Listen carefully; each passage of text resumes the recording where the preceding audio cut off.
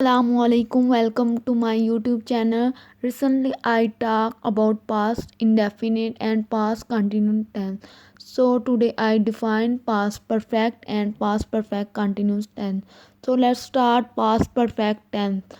Fail माजी मुकम्मल उर्दू में पहचान है उर्दू फ़िक्रे के आखिर में चुका था, चुकी थी और चुके थे वगैरह आता है। स्ट्रक्चर है हमारे पास subject plus had plus third form of verb plus object.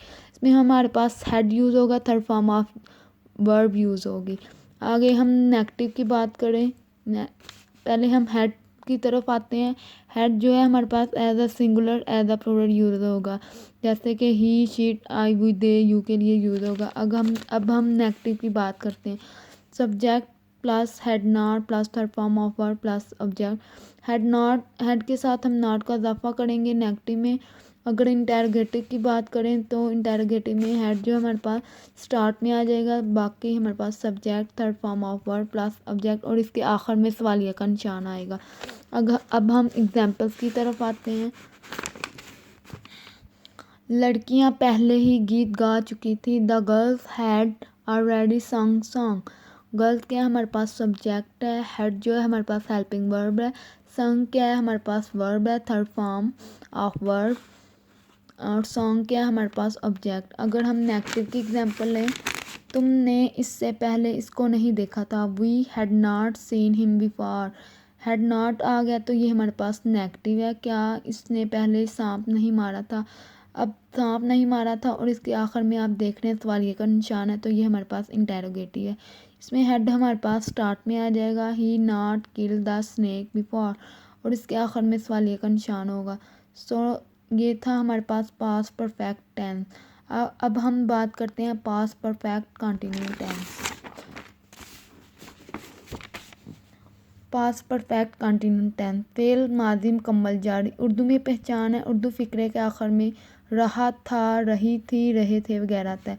Structure है हमारे पास subject plus had been plus first form of verb plus ING plus object plus since for had been आएगा हमारे पास फर्स्ट कंटिन्यूस की वजह से first form of verb use होगी, आईएनजी का इजाफा होगा। सिंस हमारे पास तब यूज़ होगा जब हमें एग्जैक्ट टाइम का पता होगा। फॉर हम तब यूज़ करेंगे जब हमें एग्जैक्ट टाइम का पता नहीं होगा, जैसे कि सिंस 1980। अब देखें हमें पता है कि ये काम जो है ये कोई भी, जैसे हम किसी शॉप की बात करें तो आपने देखा होगा कि वहाँ भी सिंस 1918 या जब भी वो शॉप स्टार्ट हुई है तो तब से वो टाइम लिखा जाता है। तो ये हमने डेली रूटीन में हम ये एग्जांपल देखते हैं। और फॉर हम देखते हैं जैसे फॉर 5 डेज। अब ये नहीं पता कि वो कौन से 5 दिन पहले काम कर रहा है या पहले काम कर रही थी। तो ये थी हमारे पास सिंस फॉर। हैड बीन अब हम देखते हैं कि कब किस हैड बीन जो हमारे पास as a singular as a plural use होगा, क्योंकि आपने देखा कि हम past perfect and past perfect continue tense में सिर्फ एक ही हेल्पिंग वर्ब यूज़ कर रहे हैं। सो इसलिए हमारे पास हैड बीन जो है हमारे पास singular as a plural use होगा। He she it I we they use. अगर हम नेगेटिव की बात करें, subject plus had not been. अब देखें पहले हमने हैड बीन यूज़ कर रहे थे, अब नेगेटिव आया तो इसमें हम नॉट का इजाफा करेंगे, first form of verb plus ING plus object. अब हम बात करते हैं इंटेरोगेटिव की। तो जब भी इंटेरोगेटिव की बात होगी तो हेल्पिंग वर्ब जो है हमारे पास स्टार्ट में आ जाएगा, बाकी हमारे पास सेम स्ट्रक्चर रहेगा। जैसे कि यहाँ had been first form of verb plus ING plus object. अब हम एग्जाम्पल्स की तरफ आते हैं।